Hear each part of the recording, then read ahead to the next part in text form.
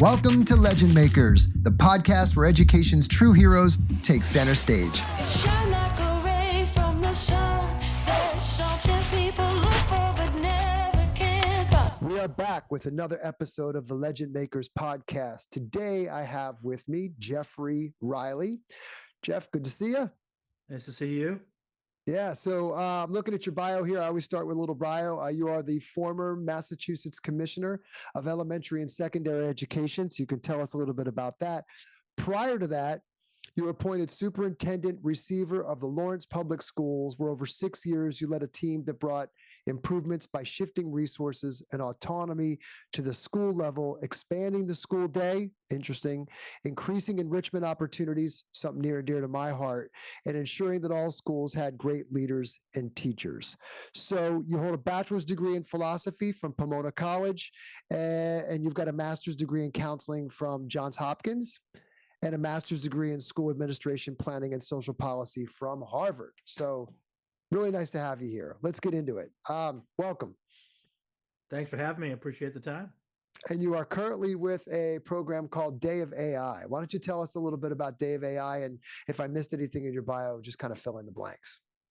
Yeah, so I started, did 32 years in public education. Started as a special education teacher in Baltimore City through a program called Teach for America. Did every job in between, from adjustment counselor to assistant principal, deputy superintendent, superintendent. I ended as commissioner of education in Massachusetts. Thought I was getting ready to retire when MIT called me and they said, hey, we are starting a nonprofit out of MIT that focuses on artificial intelligence and education. And I said, can I say what I want? And I think they were taken aback by that statement. And they said, what do you mean? And I said, well, 15 years ago, we missed the boat on social media and we didn't regulate it at all. And now we have all these kids with, rising rates of anxiety, depression, suicidal ideation, because they judge their self-worth based on how many likes they get on TikTok. That's an oversimplification, but the idea, I think, was the right one. The research coming out about social media and kids is pretty astounding how bad it is.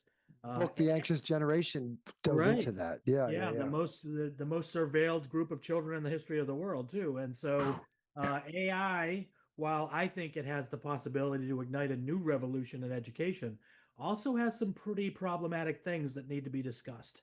And so I said, as long as I can say what I want to say about the bad things, I'll also cheerlead all the great things. And they said, welcome aboard. So here I am. And what we are is basically a fusion of young MIT technologists and experienced or old educators like myself. They know the technology and we know how to apply it in schools. And so, we really just do three things. We train teachers and administrators on all things AI, have them, so they can work with kids to be safe and productive users of this technology. We help districts with policy, and then we build AI literacy curriculum for students.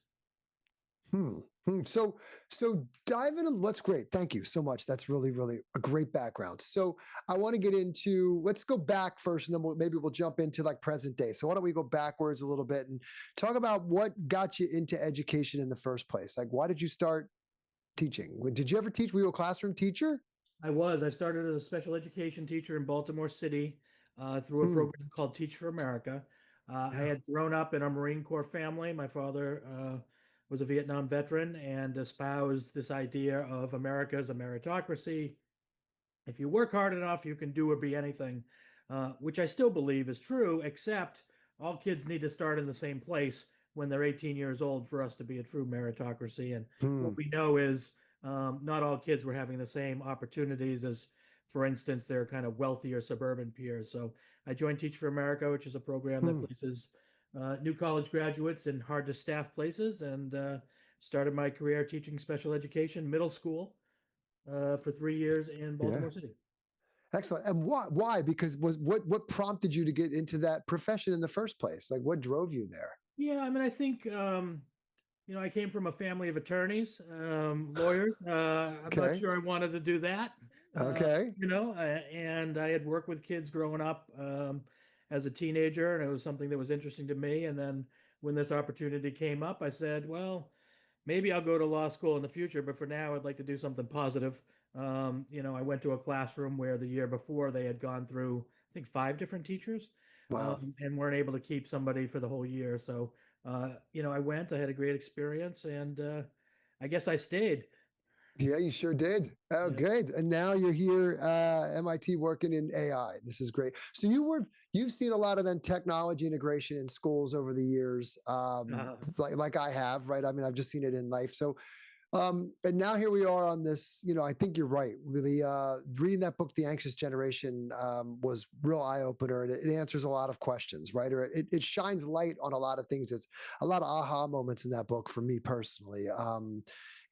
My wife and I were just talking about it the other day about play dates and taking kids off the streets into quote safe online spaces, and it was like anything but, right? So just we saw all that, and I think you're right. I think the AI is, there's a lot of positives to it because there's a lot of positives to social, right? I think there is. When I first saw it, we were like, yeah, this is going to be great, and nobody saw the underlying problems that were there, especially like with the like buttons and things like that, like likes, just looking for likes. And here we are right. now.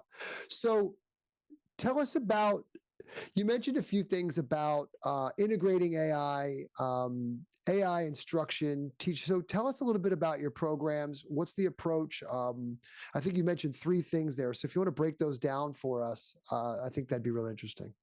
Yeah, I mean, I think first what I would say is I've seen technology throughout my 3-decade career in education. It's always Mm, been kind of promoted as the silver bullet, and it's never been that, right? It's never hmm had, if we just give every kid a Chromebook, everything will be solved. It's never really been that.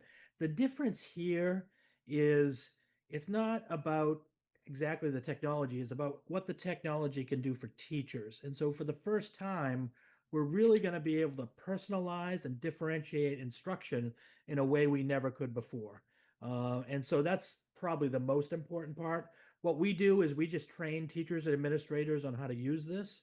We're hmm tool agnostic. There's different tools out there that can help teachers make their lives easier so they, God forbid, can go back to thinking about how to build great lessons for their kids, for their students.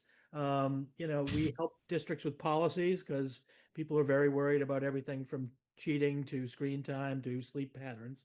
And then we build AI curriculum because I think we need our kids to understand how to be safe and productive users of this technology.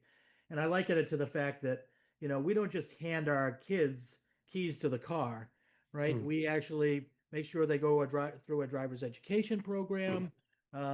Sometimes I would sit in the front seat with my kids and white knuckle as they tried to drive and give them instructions. Um, I have been there. It's terrifying. It is one of so, the worst things ever, isn't it? Being a passenger in your 16-year-old son or daughter's car. It's a horrifying experience. I correct. don't think I'll never forget it. Never. Absolutely. And yet we just turn the technology over to our kids without any supervision, right? There we go. Right. There's a stat right now from Common Sense Media that says, you know, almost 70% of students are using some type of AI companion. Think of that like an AI imaginary friend. This hmm will go down some positives, but some downsides to this, pretty significant, in fact. But only 30% of parents know that kids are even using AI. So there's a real disconnect between what kids are doing when they get on social media, when they use artificial intelligence, whether that's on a computer or on their cell phones, and what parents think they're doing. And we Mm. actually built a parent toolkit with Common Sense Media to help parents kind of and schools navigate through this. We don't Mm. want our kids necessarily just to use this technology without being trained on what it is and what it's not and how to use it safely. Yeah. Oh, man, the car analogy is great. Let's go back up because I want to look at each one of these in a little detail. So I think some relevant examples of how this looks. So let's go to the personalization. We talk about this personalized instruction, and there are numerous people talking about it. What does it look like? Like, how do you approach it? And what do you think the ultimate goal is? And what's kind of the benchmark going to look like there? Yeah, I mean, I'll give you like a very simple example. You're an eighth grade science teacher and you have to teach photosynthesis to your class, and you've got a class of 30 students. Some of the students in that class are reading at a second grade level. Mm, Most of the students are reading at about a middle school level because it's a middle school class. But there's also some students who are reading at a college level. And so for the first time, we're going to be able to beam an article on photosynthesis written at a second grade level to that one student who's a very low reader, and at the same time beam an article on photosynthesis to the student who's reading at a college level, and then give the other kids something that's reading at their level. You send it to their computer so you're not embarrassing them, and then they can all do the activity together, you know, because now they all have Mhm. background information on photosynthesis. Where in the past, a lot of times the kid reading at a second grade level would just shut down because it was just too complicated for them. The kid reading at a college level would just tune out because he was bored out of his mind, right? So Mhm. now you're going to be able to personalize instruction in a way that doesn't embarrass kids, but allows them to participate in the broader class when they're doing an activity on photosynthesis. Love it. And to play devil's advocate, so there may be out there folks saying, "Yeah, okay, so does this replace teachers?" No, Or no? Right, right. So let's no. hear that. Yeah, so I think if we've learned nothing from COVID, it's that kids need their peers and they need their teachers. There's always going to be a Mhm. human element to this. Yeah, Um, no technology is going to replace a human being working with students. I just don't believe that. I actually think the technology can help make teachers' lives easier. But if we learn nothing from COVID, it's like isolating children away from their peers is one of the worst things in the world you can do, and from their teachers. I think in some ways teaching will be the last profession to fall to any AI efficiencies, because there has to be a human. You think back to, I think back to, school. For me, I wasn't always the best and brightest student, um, and but I had a couple of people that believed in me, and yeah, yeah. that belief propelled me to be a grown up and to, be able to, have a roof over my head. Whereas, no computer was going to do that for me. Absolutely. I hear that. We hear a lot on this podcast. When I ask the question, what inspired you to be a teacher? It's usually another teacher, Yeah. right? Like there's I loved English class, but it was only later in life that I realized it wasn't the English class that I loved. It was the person teaching the English class that I really fell for. History, or put in, fill in the blank, put in the variable there of the subject. There's always, invariably, there's always an educator behind it, right? So that's what made that subject matter interesting to the person, because you had another person that was inspirational, that you wanted to do your best for, that really forced you to be your best, and in a great kind of empathetic way.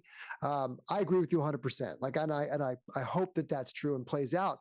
And I think we're seeing models where the AI can supplement um, and do something. Because I think, if I heard you correctly, and I know I did, so you've got this Goldilocks zone of learning now, right? That's going on here. So there's this, all right, this is just right for this individual student or these students, which I think might make that kind of subject matter learning, it expedites it a little bit, because there's not this checking out or catching up, so it moves that part faster to maybe focus more on and open up more free time for educators to focus more on, like, the social, emotional aspects of learning.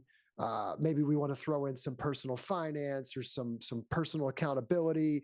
Boom, boom, boom, and that book learning gets handled in that kind of real efficient way, so that we can free up time for the educator and the students to maybe embark on a more holistic approach to their entire education. So I think this definitely allows teachers to broaden what they've historically taught, right? When we brought in test scores about 30 years ago, we kind of narrowed the definition of what learning was. And this is going to allow us to expand that again. I would say, however, what it's really going to do is the tools that are involved for educators with AI is going to take a lot of the administrative burden off of them.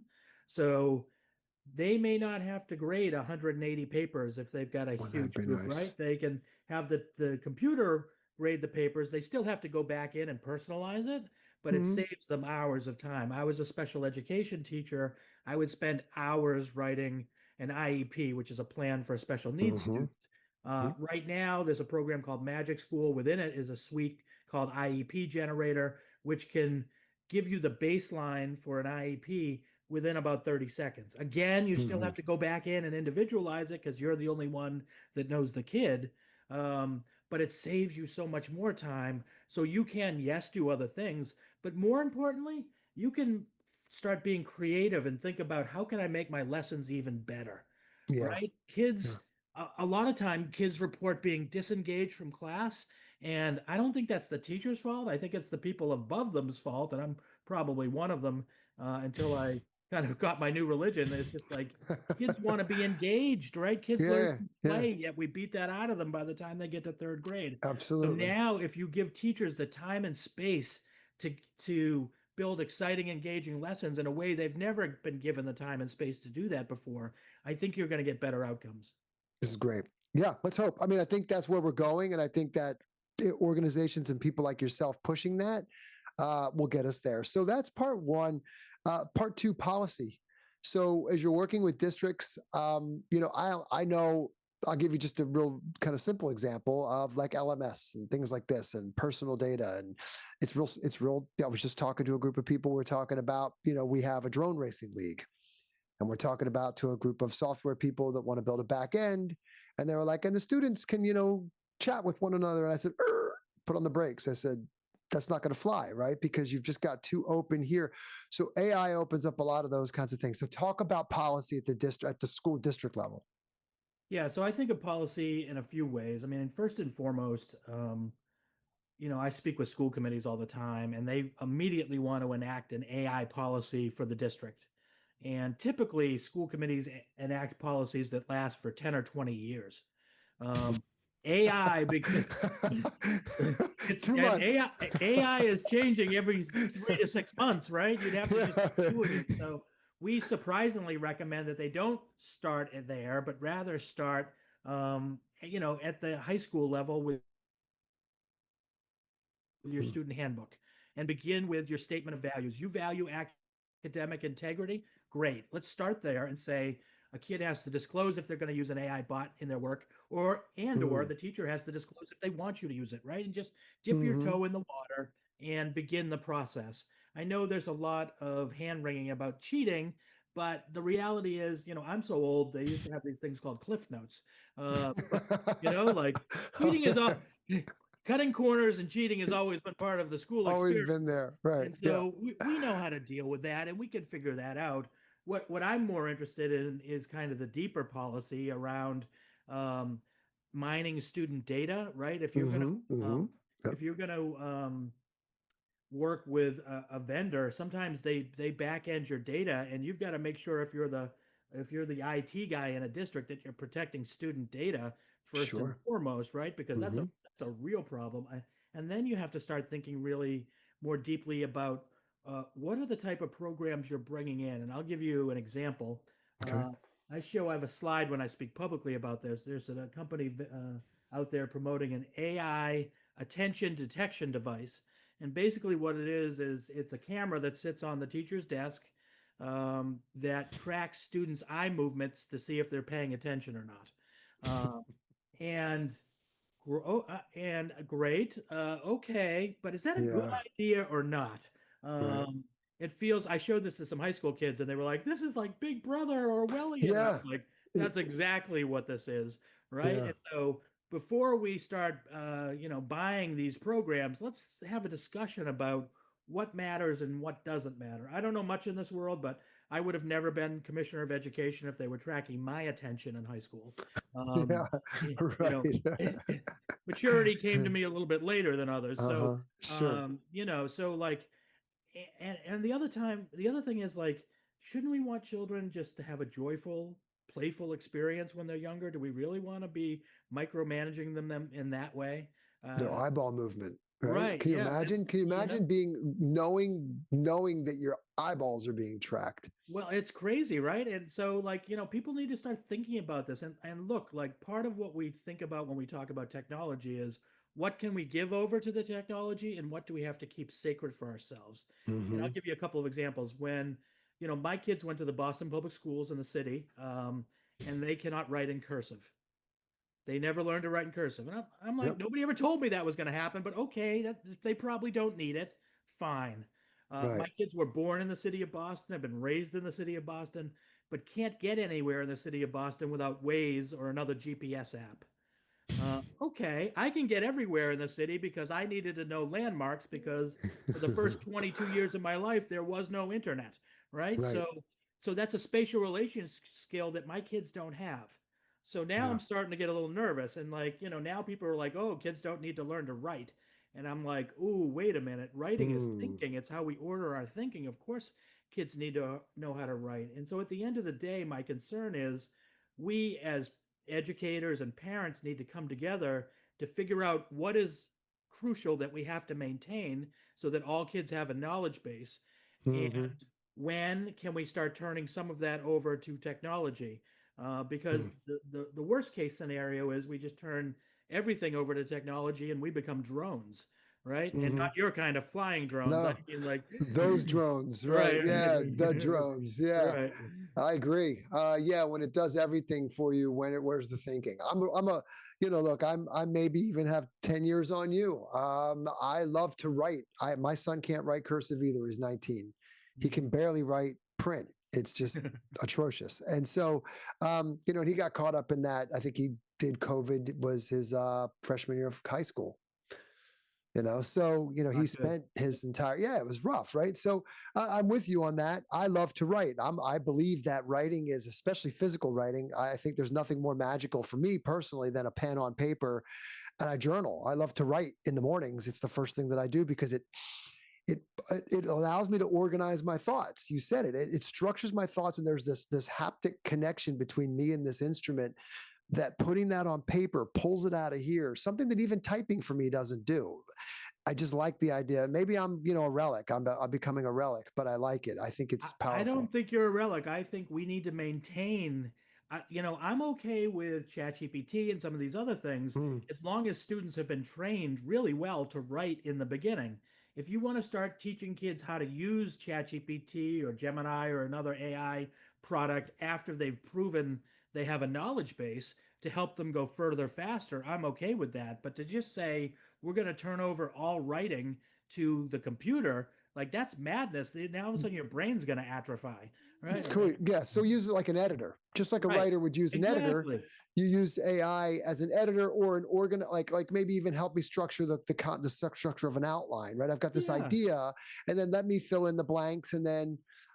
But I agree with you 100%. I think that so those kinds of policies. I think ultimately it's where's the boundary between what are we going to what are we going to hold sacred and what are we going to let technology kind of take over for either an efficiency standpoint or to your. I think that I've always been of the mindset with AI that if you learn how to harness it and use it the right way, it's it's powerful. It can make you, dare I say, almost superhuman in your ability to do some pretty remarkable things, but you've got to have the ability to structure your own thoughts and think things through and use it as a tool and not as a replacement. Well, I think you've hit the nail on the head here, right? It's this idea that children need to have a knowledge base. We need to be able to assess that they are, have been well educated. But then you can expose them to these tools to help them go further faster than they ever could before. And the idea is, I remember when calculators first came into schools and people were like, oh, the kids won't be able to Yeah. do math. Actually, they can do deeper math now because they have graphing calculators. Yes. It's not dissimilar as long as we make sure that we do a good job on the front end of educating our children so they have that knowledge base. AI can be like a moving walkway at an airport, right? You can walk on it Oh, I like and that. go and you go faster than you ever thought you could. It's almost like you're running even though you're walking because the technology is helping you do that. You got to learn to walk first. Correct. Yeah, and I think this segues really nicely into kind of your third point. So I've got personalized instruction, policy, and then AI curriculum. Well, I think we were just kind of getting into this, right? So how do you teach kids actually? What does an AI curriculum look like? So there's a few things happening. It's a pretty exciting time for me. I feel like I've been re-energized. I spent the bulk of my 30-year career in something called education reform, which worked for the first 15 years, and we've been kind of flatlined since as a country. We Mm. haven't really moved the needle. I think this could be the next revolution. And so when we talk about AI curriculum, I don't want people to think they necessarily have to be all technology all the time. I Hmm. teach children how to um, use AI like Gemini or ChatGPT and how to prompt correctly, which is how to ask Hmm. it questions, by having them teach me how to make a peanut butter and jelly sandwich. This is an Yeah. old this is an old MIT lesson where you Yeah. say, pretend I'm an alien and teach me how to make a peanut butter and jelly sandwich. And Yeah. comedy ensues because they start and they say, put the peanut butter on the bread, and you take the jar and you slam it on the bread. And they say, oh no, you got to open the bag. And I take out a Yes. jar and open the bag. Yes. And they learn that they have to be very precise What's in peanut butter? right. Right. Every specific instruction has Yeah. to be super Yeah. precise. And that used to be the first lesson that the PhD candidates learned at MIT on coding, because what is coding except exact directions? But it can Yeah. be used for AI as well. You've got to teach kids that the more exact you can be when you Hmm. ask questions of ChatGPT or Gemini or Claude, the better information you're going to get to come out of that. So I can do that with peanut butter, jelly, a plate, and a sandwich, and without ever touching technology. They can understand the concept of AI and prompting in Hmm. AI at the time. But I would also say, teachers are a little bit afraid of the technology sometimes, because the reality is, sometimes children know more about the technology than we do. They're Mm. described as digital natives. We're described as digital immigrants. The idea that they've been born into this, whereas I said earlier, right? I don't think we had the internet until I was in my 20s. Yeah. Even then, it was like dial-up slow internet, right? So it's like Yeah. Yeah. the internet for me was I, called the Encyclopedia Britannica in my living room. yeah, the Dewey Decimal System. I'm there with you. I knew it. Exactly. I did microfiche. I mean, I know. I'm an old relic at this point, man. I am there. But the beautiful thing is that I've hung on, and I got to tell you, maybe my son's an anomaly, but he seems to have a disdain for some of the technology today. I think that as much as they are like native first with like phones, and that's kind of locked to them as a communication device and a Yeah. social device and something that they handle. But when it comes to like AI, and he's not, he's kind of nonplussed. He's like, ugh, whatever. I don't see. I think maybe we're more into it than kind of they are in a weird way. Does that make sense? Have you heard this before? No, I have. And in fact, I would say we're seeing a lot of kids that are highly skeptical of AI because they saw what happened with the social media. They saw some of their friends really struggling with mental health issues, and they're like, Mm, this isn't the great savior that people think it's going to be necessarily. And this AI hmm. thing could even be worse. So I think they've got a healthy skepticism about it. Mm, At the same time, I truly believe, like, I don't think AI is going to replace humans, but I think humans with AI skills are probably going to replace those that don't have AI skills in the future. So our yes. kids need to be trained in how to use this safely and productively so that they can compete in whatever the new world economy is going to Yeah. be. I agree. Oh, I think you're absolutely right. You're gonna have to. You're gonna have to. That is awesome. So I like to think, and I think you've said this a lot of it, but let's hear it in kind of encapsulated. Like, so what excites you about? I think I got it, but I want to, what are you excited about moving forward? Because it's real easy to fall into the negativity. That's an easy way to go, right? We can slip backwards and we can say, oh, it's going to replace this and it's going to brain, rot this and all that. But what's the silver side of this thing look like? The most exciting thing for me personally is we're going to take the shackles off of our teachers and Yeah. allow them to do what they got into teaching for, which is to really build great lessons and excite kids about the world. We Yeah. have, in a well-meaning way, and we probably needed it, right? We had this ed reform time where we had systems and structures and test scores and accountability, all important things. But I think we took it a little too far, and we forgot about the joy of learning. The children, learn through play. And I think more than that, we handcuffed our teachers with a lot of bureaucratic nonsense, a lot of teaching to the test, a lot of overemphasis on test prep. When the reality is, if you gave teachers the time and space to build great lessons, the test scores would take care of themselves. And so Mm, by taking away a lot of the bureaucratic minutia off teachers, I think you're going to solve two problems. One, you're going to give them the ability to make lessons more exciting and engaging. And two, um, you're probably going to drive more people back into education because they realize, wow, this is what I wanted to do. Some people leave education very early on. There's a lot of data about this. They leave within the first 3 years because what they dreamed of doing, they got handcuffed from doing by Yeah. kind of the system. And so my hope is that this new technology will free up our teachers to be their best creative selves and to really spark a love of learning in our kids. Wow. I love that. You just answered my kind of last question. I mean, I always go, what would you say to teachers entering the space? And I think the optimism, I share it. I hope we're right. These teachers, it's a noble profession. They come in, they really want to make a difference. When I ask people, I ask in the beginning, like most of the time, the answer I receive is that because I wanted to make a difference. Right. And then they get into a system, I don't think too dissimilar than maybe what physicians feel after a few years in the system, right? Like, boy, my mother was, suffered from this, or my father had dementia, and then I get into this system that's, kind of a capitalistic system that pushes, and they go, wait a minute, this isn't really what I dreamed it was going to be.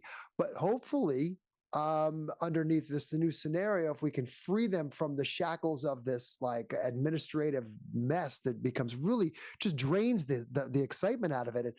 And I've been really fortunate because of what we work in this after school enrichment world of, I've seen some classrooms that are just golden, right? I had a guy just the other week, Todd LaVogue. You go watch his episode. What he's doing in his classroom is magical. Magical. They're creating stories by painting white van shoes. They're building castles to learn about castles. He's got a drone cage in that room. I mean, it was just wow, like this is the cool stuff, right? And Alethea Setzer, she had a classroom that was just her Star Wars classroom, and it was all space and I've every week I get to talk to somebody new who's doing these cool things, and they all though have to contend with the other part of it, which is that administrative mess that AI can free them up from. And so I do share your optimism. I really hope that we're right. Well, I've spent 30 years tilting at windmills, hoping for improvements and betterment in education. I really think this could spark the next That's revolution great. and give our teachers what they need. Our teachers are our most valuable resource, right? That's where the rubber hits the road. And teachers, the teacher you talk about, we could have more of those people. They're just bound right now by the strictures of the bureaucracy, right? Yeah, Imagine that turning them loose. It's like, for me, it's why I wake up every morning. that's awesome. Well, thank you. Is there anything else you'd like to say? You've got the stage now. I mean, I think this has been terrific. This is a good one. I think everybody needs to listen to this one of these because you've painted a picture of where I think AI can be useful, and you've laid out a clear pathway. Where can people find you, Jeffrey? So let's drop some contacts, your company, your nonprofit, where you're most active, and if people want to reach out and talk to you. I think you said you do some speaking as well. Just plug time, for lack of a better word. Go ahead. Sure. Yeah. Appreciate that. We're at Day of AI, all one word, dayofai.org. And if you go on our website, what you'll see is you can put in your email address, and that will allow you to get behind the curtain and have access to all kinds of free lessons and all of our materials. We also train schools and districts across the country and across the world. I do a lot of keynote speeches at the beginning of the school year, to get teachers excited about the possibility. And we laugh a little bit, we cry a little bit, and we remind ourselves what we're doing here, which is really fundamentally changing the lives of kids if we do it well. Wonderful. So dayofai.org, LinkedIn, we can find you on LinkedIn as well. Find me on LinkedIn. You can email me at jeff@dayofai.org. But I'm on LinkedIn. You can find me there as well. Excellent. Well, this has been fantastic. Really, I enjoy this. I could probably talk to you about AI for hours. So thank you for coming on. I do appreciate it. And everybody, Jeffrey, Riley, AI specialist right here. You guys heard it. So thank you so much, Jeff. Thank you, Scott. Appreciate All the righty. time. Take care. Bye-bye. All right. Be well. Center stage. Shine like a